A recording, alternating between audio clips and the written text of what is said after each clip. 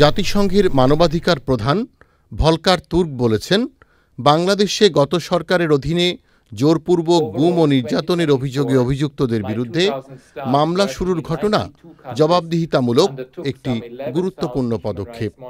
বুধবার প্রকাশিত জাতিসংঘ মানবাধিকার কমিশনের বিজ্ঞপ্তিতে এ তথ্য জানিয়ে বলা হয়েছে, গেল সপ্তাহে আন্তর্জাতিক অপরাধ ট্রাইব্যুনাল জোরপূর্বক গুম ও নির্যাতনের দুটি মামলায় মানবতা বিরোধী অপরাধের আনুষ্ঠানিক অভিযোগের ভিত্তিতে সাবেক ও কর্মরত সামরিক কর্মকর্তাদের বিরুদ্ধে গ্রেপ্তারি পরোয়ানাও জারি করেছে।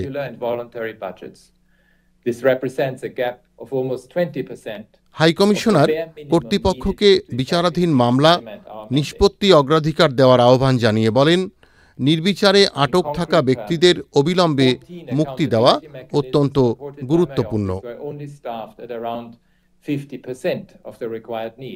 জাতিসংঘের মানবাধিকার বিষয়ক মুখপাত্র রাভিনা সামদানসি আন্তর্জাতিক আইনের যথাযথ প্রক্রিয়া এবং ন্যায্য বিচারের সবচেয়ে কঠোর মানদণ্ডের প্রতি পূর্ণ সমর্থন প্রদর্শনের আহ্বান জানান।